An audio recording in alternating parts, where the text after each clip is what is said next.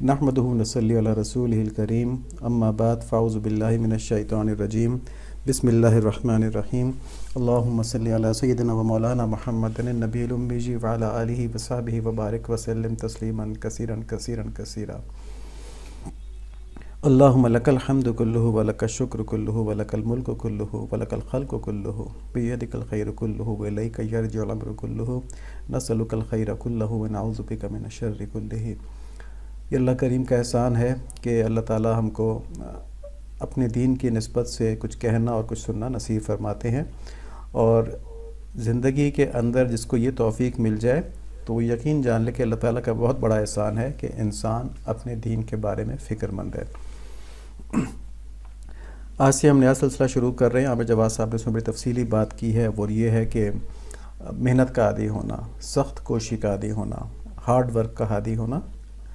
تو یہ جب ممکن ہے جب انسان دنیا کے عیش اور دنیا کے جو آسانیاں آسائشیں ہیں ان کا عادی نہ ہو،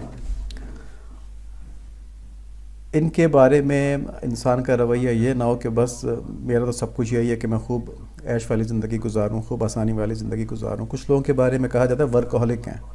ورکہولک کا مطلب یہ ہے کہ وہ کام کے اتنے زیادہ عاشق ہیں کہ وہ کام کے بغیر رہ ہی نہیں سکتے، وہ ہر وقت کام کرنا چاہتے ہیں۔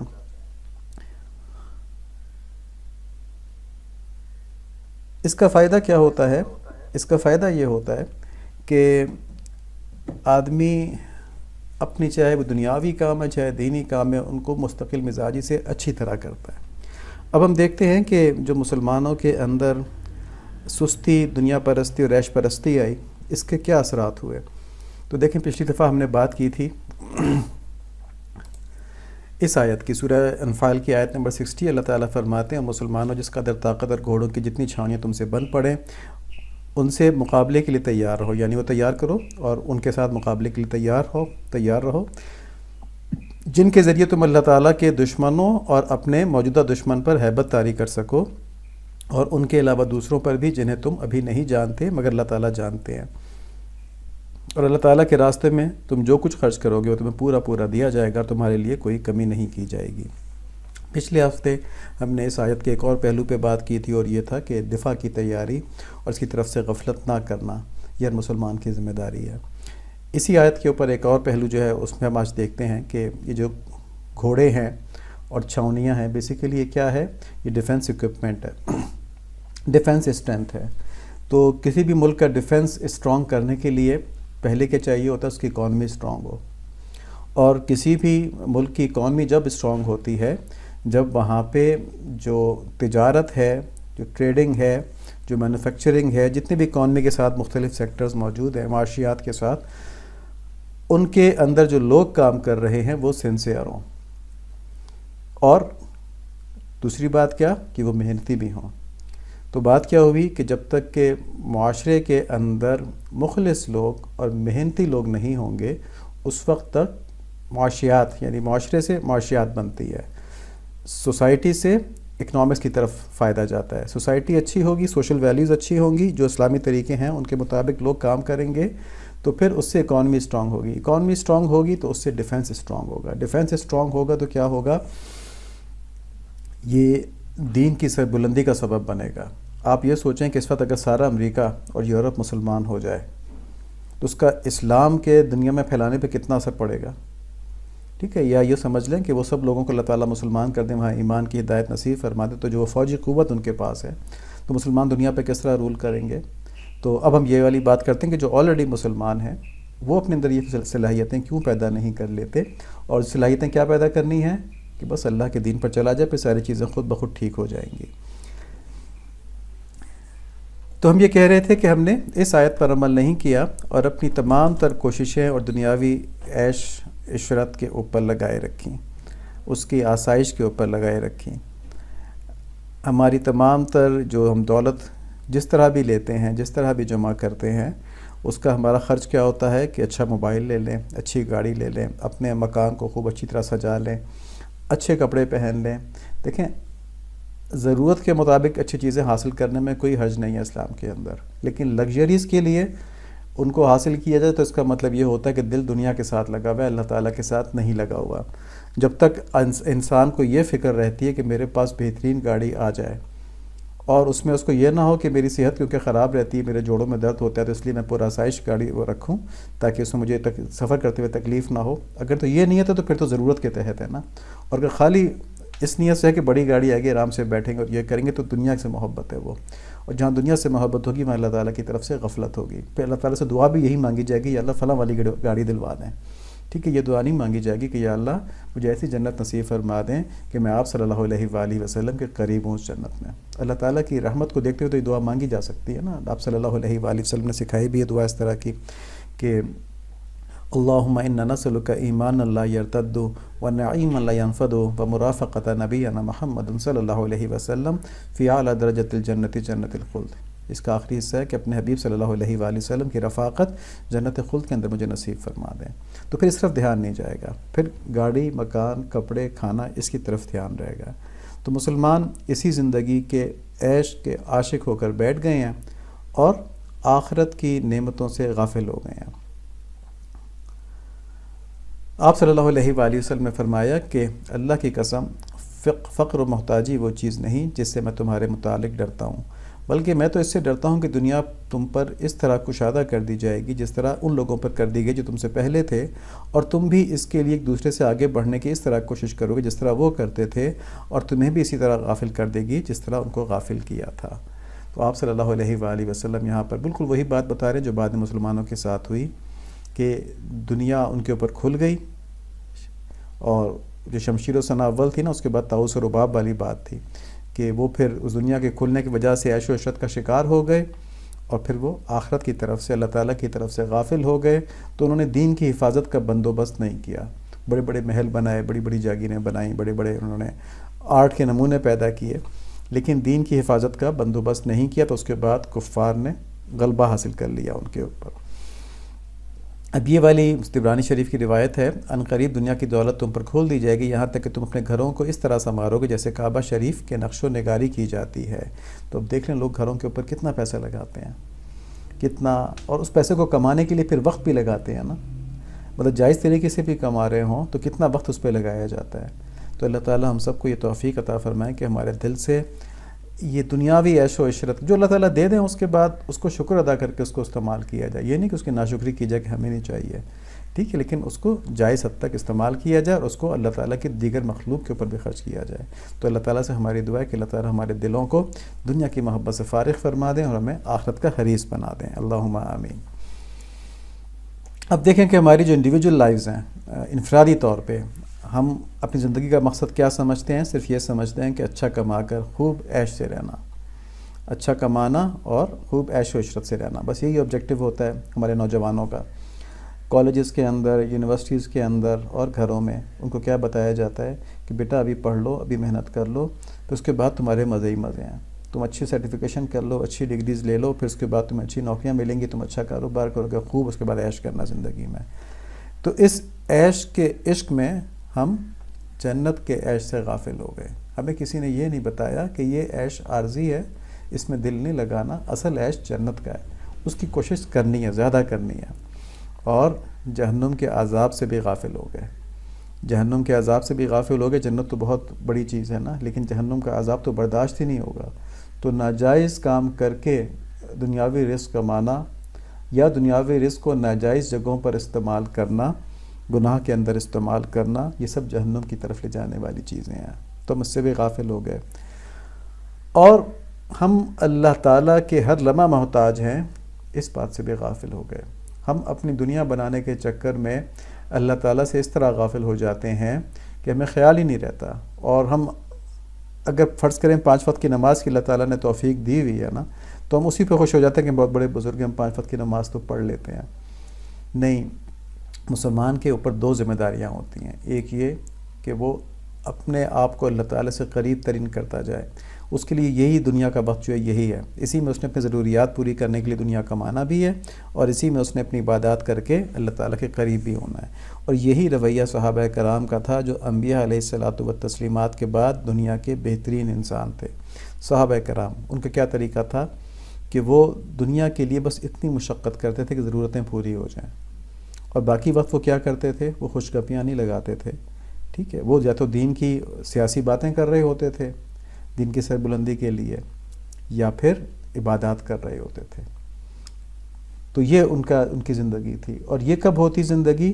جب آدمی کا اوڑھنا بچھونا اٹھنا بیٹھنا سب اس چیز کے اندر غرق ہو جائے کہ میں اپنے اللہ تعالیٰ کے سامنے جاؤں گا تو میں نے وہاں پہ کیا جواب دینے ہیں، اور میں اپنے اللہ تعالیٰ کے سامنے جاؤں گا تو وہ مجھ سے محبت سے ملیں گے یا مجھ سے غضب کے ساتھ ملیں گے، تو اس کے لیے مجھے اس دنیا میں کیا کرنا ہے، میں کس طرح کن لوگوں کے درمیان رہوں کہ میری یہ چیزیں ٹھیک ہو جائیں، اور جب میں جاؤں اللہ تعالیٰ سے ملنے تو وہ مجھ سے محبت سے ملیں۔ اللہ تعالیٰ سے دعا ہے کہ اللہ تعالیٰ ہم سب کو اپنی محبت کے لیے قبول فرما لیں۔ اب یہ جو ہماری انفرادی غفلت ہے نا، انفرادی غفلت کہ ہم دنیا کے عیش و عشرت کو ہی سب کچھ سمجھتے ہیں، ہم کماتے اس لیے ہیں کہ ہم اچھی چیزیں لیں، آسائشیں لیں، ہم کماتے اس لیے نہیں ہیں کہ اس سے ہم باقی لوگوں کو بھی فائدہ پہنچائیں اور اپنے آپ کو دنیا پرست نہ بننے دیں۔ تو یہ قومی غفلت جو ہماری انفرادی ہماری قومی مزاج بن گئی۔ قومی مزاج بن گئی سے کیا مراد ہے کہ دنیا کمانے کے چکر میں ہم میں سے اخلاص ختم ہو گیا، جسے کہتے ہیں سنسیئرٹی، وہ ختم ہو گئی، نہ پروفیشن کے ساتھ ہے اور نہ قوم کے ساتھ ہے۔ ہم بس یہ کہتے ہیں کہ کسی طرح ہم ایسا کام کر لیں، کاسمیٹکس کے درجے میں بے شک کر لیں، صرف دکھانے کے لیے کریں کہ تنخواہ پوری مل جائے، پیسے اچھے مل جائیں اور ہم آگے بڑھیں۔ تو اس سے کیا ہوتا ہے، جب پوری قوم جو ہے وہ صرف پیسے کی حریص بن جائے تو لوگ ایک دوسرے کے حقوق کا خیال نہیں رکھتے، اور وہ پیسے کے لیے ایک دوسرے کو دھوکہ دیتے ہیں، نقصان پہنچاتے ہیں۔ ایسے لوگوں کی تجارت بھی نہیں چلتی، جیسے کہ اس وقت پاکستان کا حال ہے، کیونکہ تجارتی مال جو باہر بھیجتے ہیں اس کے اندر کوئی نہ کوئی نقص پیدا کر دیتے ہیں کہ تاکہ زیادہ منافع ہو جائے، اور پھر وہ ریجیکٹ ہو جاتا ہے۔ یہ سب کی بات نہیں ہو رہی، لیکن یہ عمومی بات ہو رہی ہے، جنرلی بات ہو رہی ہے۔ تو دیکھیں ہماری اکانومی کیوں ڈاؤن ہے؟ اس لیے نہیں کہ ہمارے پاس ریسورسز نہیں ہیں، بلکہ اس لیے کہ ان ریسورسز کو ہم صحیح طرح استعمال نہیں کر رہے، لوٹ مار مچائی ہوئی ہے۔ اور جب اکانومی ڈاؤن ہے تو ہمارا ڈیفنس بھی ڈاؤن ہو گیا۔ ہمارے جو مخلص مسلمان ہیں، مطلب ہم فرض کر لیتے ہیں کہ ہمارے مسلمان حکمران ایسے ہیں کہ جو چاہتے ہیں کہ نہیں بھئی زیادہ اپنی پاکٹ نہیں بھرنی، زیادہ لوٹ مار نہیں کرنی، ہاں قوم کو بھی کچھ دینا ہے۔ تو قوم کو دینا بس وہ یہ سمجھتے ہیں کہ قوم کو، ملک کو امیر بنا دیں اور عوام کو بھی کچھ آسائشیں پہنچا دی جائیں تاکہ عوام بھی خوش ہو جائے، تو بس وہ یہ سمجھتے ہیں۔ عوام کی ضروریات پوری کرنا یہ ہر حکمران کی ذمہ داری ہے، اور عوام کی ضروریات میں کھانا پینا اوڑھنا بچھونا تعلیم یہ سب بھی ہے، اور دینی تعلیم بھی ہے اور دینی ماحول بھی ہے۔ تو عوام کے دین کی حفاظت کو ہمارے حکمران، مسلمان ممالک کے حکمران اپنی ذمہ داری نہیں سمجھتے۔ اس میں ترکی کے اندر کیونکہ قطع ترک کے دور میں بہت زیادہ دین کے خلاف کام ہوا تھا، بہت سیکولر ان کو کر دیا گیا تھا، تو اس کے بعد ایک ریفارمیشن چلی، اور اب اردوان صاحب جو ہیں اللہ تعالیٰ ان کی کوششوں میں برکت ڈالیں، وہ حکمران ہے وہاں پہ۔ تو وہاں پر ہم ایک دفعہ گئے تھے تو وہاں پتہ چلا کہ وہ مختلف جگہوں پہ اسلامک سینٹرز بنا رہے ہیں۔ تو یہ اسلام کو اس سیکولر ماحول کے اندر جو کہ بالکل ویسٹرنائزڈ ہو چکا تھا، اس کے اندر اسلام کو آہستہ آہستہ واپس لے کے آنا، اس کے لیے یہ ایک کوشش ہے وہاں پہ کہ وہ مختلف جگہوں پہ اب حکومتی سطح کے اوپر وہ مختلف جگہوں پہ اسلامک سینٹرز بنا رہے ہیں۔ اور ہم لوگ وہاں کے آڈٹ آفس میں گئے تھے تو وہاں پر ٹرکش کلچر کے اوپر ایک سیمینار تھا اس وقت، تو ہمارے لوگوں کو حیرت ہوئی کہ یہ تو آڈٹ آفس ہے، تو یہاں پہ ٹرکش کلچر کے سیمینار کی کیا ضرورت ہے؟ تو پھر وہاں پتہ چلا کہ ٹرکش کلچر کا تعلق ظاہر ہے خلافت کے ساتھ ہے، اسلامی حکومت کے ساتھ ہے، تو لوگوں کو پہلے کلچر کے ساتھ الائن کیا جائے گا، اور پھر کلچر کے ساتھ خود بخود وہ اپنے جو ریلیجس وہ سائڈ ہے کہ ترکی کس طرح اسلام کی خلافت کا علمبردار تھا، اس طرف وہ متوجہ ہو جائیں گے۔ تو وہاں پہ عوام کی دین کی حفاظت کے لیے ایک مخلص کوشش ہو رہی ہے۔ باقی جگہ پہ دنیا میں کسی بھی ملک کے اندر شاید اس طرح کی کوشش نہیں، بلکہ اب تو عرب کنٹریز کے اندر بھی بڑی خرافات شروع ہو گئی ہیں۔ اب ان حالات میں ہمارا رد عمل یہ ہونا چاہیے، نمبر ایک کہ ہم دنیا کی ترقی کو مقصد نہ بنائیں، بلکہ دین کی ترقی کو اپنا مقصد بنائیں، اور دنیا ہمیں خود بخود مل جائے گی، کیونکہ اللہ تعالیٰ فرماتے ہیں نا کہ تمہارا رزق میں نے پہنچانا ہے، اور آپ صلی اللہ علیہ وآلہ وسلم کی حدیث ہے کہ جب تک انسان کا رزق ختم نہیں ہوتا، اپنا پورا رزق وہ لے نہیں لیتے تو اس کو موت نہیں آتی جب تک۔ تو اس لیے ہم نے رزق حاصل کرنے کے لیے جائز ذرائع استعمال کرنے ہیں۔ لیکن قرآن شریف میں اللہ تعالیٰ نے جہاں بھی انسانوں کو یہ کہا ہے نا کہ تم رزق حاصل کرنے کے لیے، کمانے کے لیے کوشش کرو، تو وہاں پر یہ نہیں کہا کہ تم کمانے کی کوشش کرو، وہاں کہ اللہ تعالیٰ کا فضل تلاش کرو، اللہ تعالیٰ کا فضل تلاش کرو. تو وہ جو اللہ تعالیٰ کا فضل ہوگا تو ہمیں وہ رزق مل جائے گا. تلاش کرنا ہماری ذمہ داری لگا دی اللہ تعالیٰ نے، تو ہم کمانے کی کوشش بھی کریں گے. یہ نہیں کہ ہم ہمیشہ تسبیح مسلح کے اوپر رہیں گے. وہ الگ لوگ ہوتے ہیں جن کو اللہ تعالیٰ نے اس کام کے لیے مختص کیا ہوتا ہے، لیکن جنرلی مسلمان جو ہوتے ہیں وہ پوری کوشش کرتے ہیں دنیا کے اندر بھی. تو ہم وہ پوری کوشش کریں گے، لیکن اس کوشش کا مقصد یہ نہیں ہوگا کہ ہم امیر ہو جائیں بہت. اس کوشش کا مقصد یہ ہوگا کہ ہم اللہ تعالیٰ کی دی ہوئی تمام صلاحیتیں استعمال کریں، نمبر 1. نمبر 2، اس کے ذریعے جو ہمیں حلال رزق ملے اس پہ اللہ تعالیٰ کا شکر ادا کریں، چاہے ہمیں بے انتہا مل جائے، کوئی حرج نہیں ہے. حضرت سلیمان علیہ السلام بادشاہ تھے، لیکن فرق کیا تھا؟ ان کا دل اللہ تعالیٰ کے ساتھ لگا ہوا تھا. تو ہم دنیا کے اندر صرف اس حد تک مشغول ہوں کہ ہمارا دل اللہ تعالیٰ کے سے نہ ہٹ جائے. اگر دل اللہ تعالیٰ کے ساتھ لگا ہوا ہے تو جو دنیاوی دولت ہم کو ملے گی اس کا ہم جائز استعمال ہی کریں گے. اور پھر اگر ہم لینڈ کروزر کے اندر بیٹھیں گے بھی تو ہم اللہ تعالیٰ کا شکر ادا کریں گے کہ اللہ تعالیٰ نے ہم کو یہ اتنی بڑی نعمت نصیب فرما دی. ہمیں اس لینڈ کروزر سے محبت نہیں ہوگی، بلکہ ہمیں اس اللہ تعالیٰ کے انعام سے محبت ہوگی جو اللہ تعالیٰ نے ہمیں آسائش کے لیے دے دیا. تو ہماری ہر نعمت کا تعلق اللہ تعالیٰ کے ساتھ جڑا ہوا ہوگا. اب جب ہمیں یقین ہے کہ رزق اللہ تعالیٰ کے فضل سے آنا ہے تو اس کے لیے ہم ناجائز اور غیر ضروری دنیاوی کوششوں کی طرف دھیان نہیں کریں گے. ناجائز کا تو سب کو پتہ ہی ہے. غیر ضروری کیا ہوتا ہے؟ غیر ضروری یہ ہوتا ہے کہ وہ وقت بھی دنیا کمانے میں لگا دینا جس میں کہ اپنے دین کو سنوارنا تھا. دیکھیں اگر 8 گھنٹے آدمی کام کر رہا ہے دنیا کمانے کے لیے تو وہ کافی ہے. اب باقی اس کے بعد کچھ ٹائم اس کی اپنی پرسنل لائف کے لیے، بیوی بچوں کے لیے ہے، والدین کے لیے ہے، اور کچھ ٹائم اس کا اللہ تعالیٰ کے ساتھ عبادات کرنے میں اس کے لیے ہے. اگر سارا ٹائم کمانے میں لگا دے گا تو عبادات میں کمزوری آ جائے گی، اللہ تعالیٰ سے تعلق کمزور ہو جائے گا. اور سارا ٹائم آدمی کمانے میں جب لگائے گا جب اس کا دل دنیا سے لگا ہوا ہوگا. لیکن جب ہم ناجائز طریقوں سے بچیں گے، غیر ضروری ٹائم لگانے سے بچیں گے، تو جو بھی دنیاوی وسائل اللہ تعالیٰ نے ہماری محنتوں کے ثمر کے طور پہ ہمیں عطا فرمائیں گے، اسے ہم دنیا کے عیش خریدنے کے بجائے آخرت یا جنت خریدنے کے اوپر خرچ کریں گے.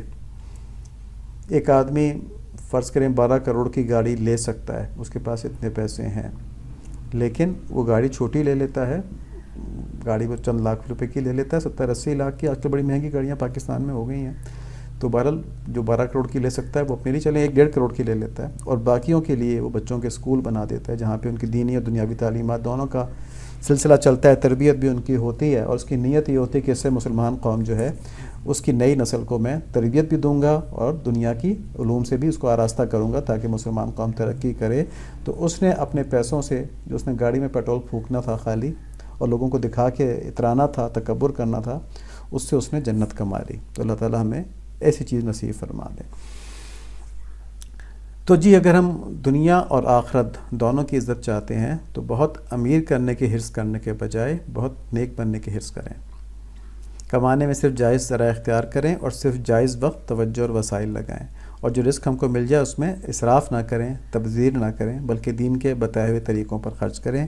اس طرح جو مقدر کی دولت ملے گی دنیا کی وہ نیکیوں کی وجہ سے برکت والی ہو جائے گی اور آخرت میں بڑی جنت ملے گی ہم کو. اس کا کیا فائدہ ہوگا کہ وہن ختم ہو جائے گا. وہن آپ صلی اللہ علیہ وآلہ وسلم نے فرمایا تھا یہ چیز ہے کہ دنیا کی زندگی سے محبت ہو جائے، دنیا کے عیش و آسائش سے محبت ہو جائے اور آدمی موت سے ڈرنے لگے، اللہ تعالیٰ کی راہ میں جہاد کر کے جان دینے سے ڈرنے لگے.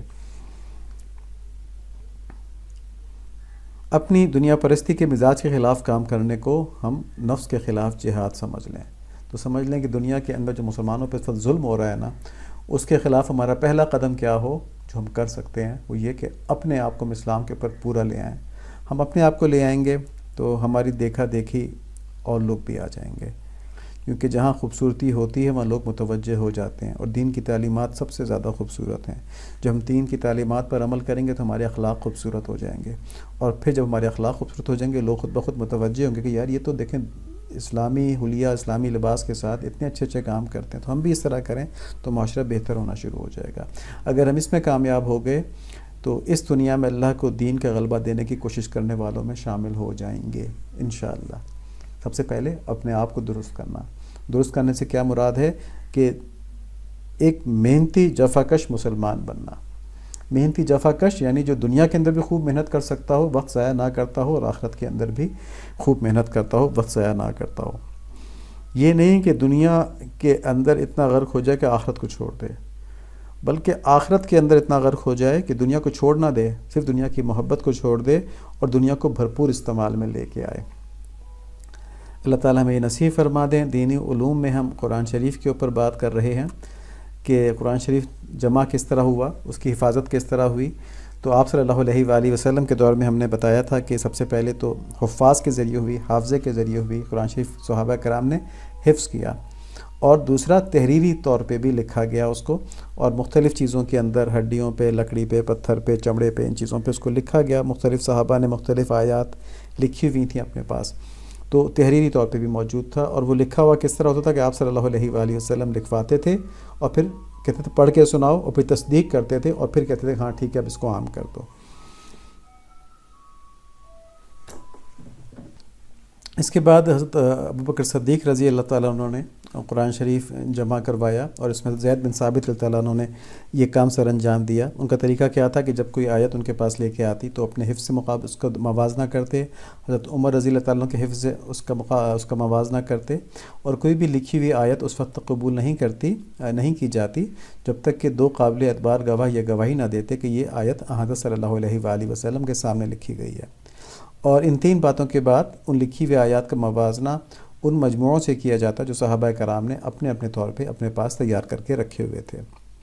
حضرت عثمان رضی اللہ عنہ کے دور میں تمام صورتوں کو ایک ترتیب کے ساتھ ایک ہی مصحف میں جمع کر دیا گیا، یعنی ایک ہی والیوم بنا دیا گیا۔ حضرت ابوبکر صدیق رضی اللہ عنہ کے دور میں ایک والیوم نہیں تھا، تو یہاں تمام صورتیں ایک ترتیب کے ساتھ ایک والیوم میں لکھ دی گئیں۔ پھر قریش کے رسم الخط میں لکھا گیا۔ ہم نے بات کی تھی کہ کیونکہ قرآن شریف قریش کی زبان میں نازل ہوا تھا تو لکھنے کا انداز بھی وہی ہونا چاہیے تھا، تو اس لحاظ سے اس کو لکھا گیا۔ پھر اس پہ اعراب نہیں لگائے گئے۔ اعراب نہ لگانے کی وجہ یہ تھی کہ جتنی بھی معتبر اعتبار والی قرأتیں ہیں جن میں قرآن شریف نازل ہوا ہے ان سب کی اس میں گنجائش ہو جائے۔ وہ ہم نے پہلے دیکھا تھا کہ اس وقت وجہ کیا ہوئی تھی یہ سب کرنے کی، وجہ یہ ہوئی تھی کہ مسلمانوں کی تعداد بہت زیادہ ہو گئی تھی، دین بہت پھیل گیا تھا، تو دور دراز کے علاقے والے لوگوں کو جو غیر عرب تھے، عجم تھے، ان کو یہ معلوم نہیں تھا کہ عربی میں مختلف قرأتیں ہیں۔ تو کسی نے قرآن کسی سے سیکھا تھا، کسی نے کسی سے، جب ان قرأتوں کا فرق سامنے آتا تو ایک دوسرے کو الزام دیتے کہ تم غلط پڑھ رہے ہو۔ تو اس چیز کو ختم کرنے کے لیے یہ ایک ایسا مصحف بنایا گیا جس میں تمام قرأتیں شامل ہو جائیں، اس میں اس لیے اعراب نہیں لگائے گئے۔ اور یاد رکھیں کہ قرأتوں میں مطلب وہی رہتا ہے، مطلب نہیں بدلتا تھا، پڑھنے کا انداز زیر زبر بدل جایا کرتا تھا لیکن مطلب وہی رہتا تھا۔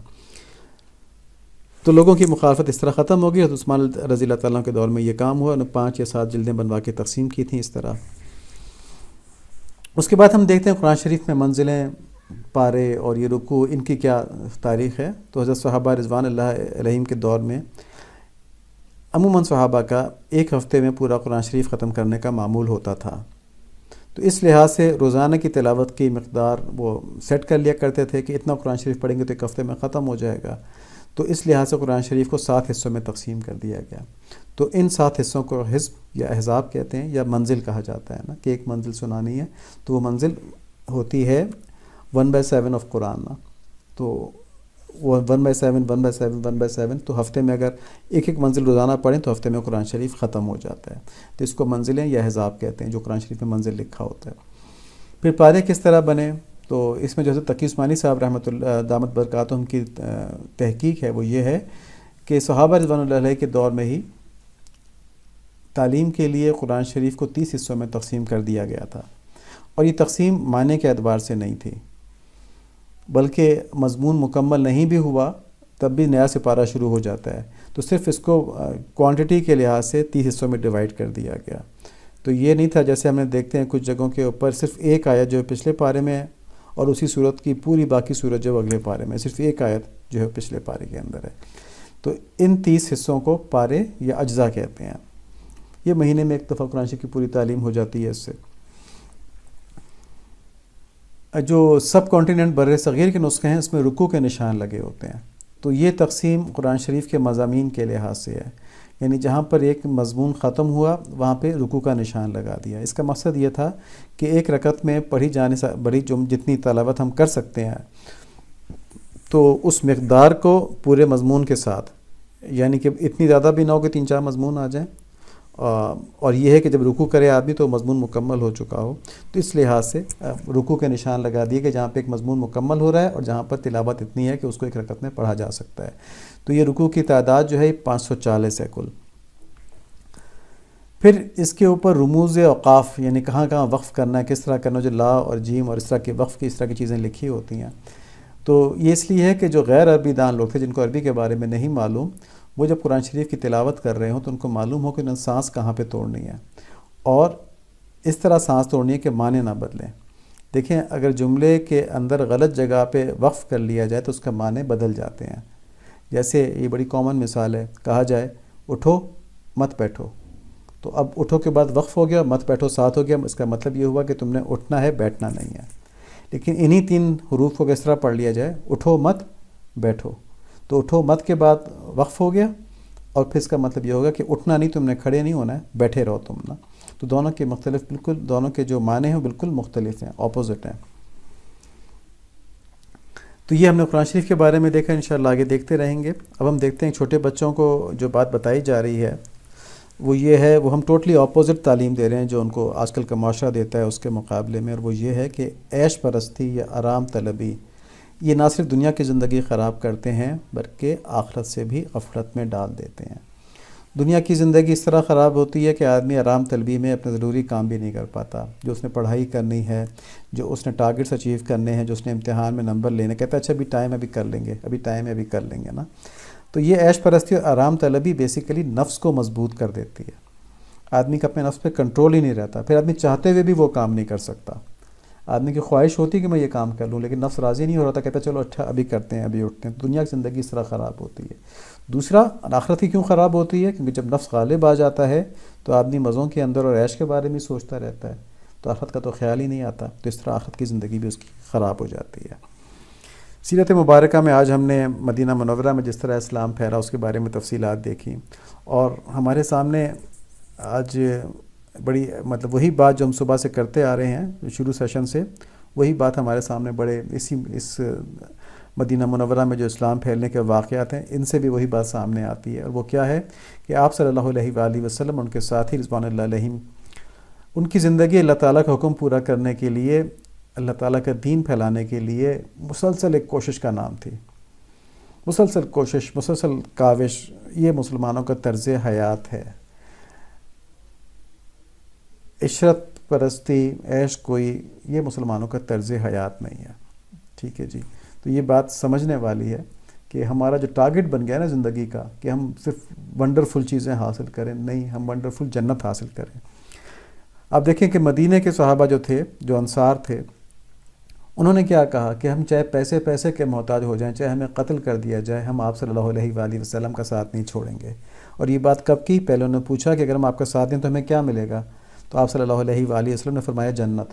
ان کا ٹھیک ہے، بس پھر ہو گیا مسئلہ، فیصلہ کر لیا ہم نے کہ ہم جنت لیں گے اللہ تعالیٰ سے، اور پھر چاہے ہم دنیا کے لحاظ سے پیسے کے محتاج ہو جائیں، ہم دین کا ساتھ نہیں چھوڑیں گے، آپ صلی اللہ علیہ وآلہ وسلم کی نصرت نہیں چھوڑیں گے، چاہے قتل کر دیا جائیں. تو آج یہی مسلمانوں کے سامنے چیلنج ہے، سوال ہے کہ مسلمان کئی جگہ پر، کشمیر ہو گیا، چین کا نیچے والا حصہ ہو گیا، سنکیانگ وغیرہ، اور فلسطین ہو گیا، اس طرح اور جگہیں بھی ہیں جہاں پہ مسلمانوں پہ شدید مظالم ہو رہے ہیں. اور مسلمان کیوں ڈرے بیٹھے ہیں؟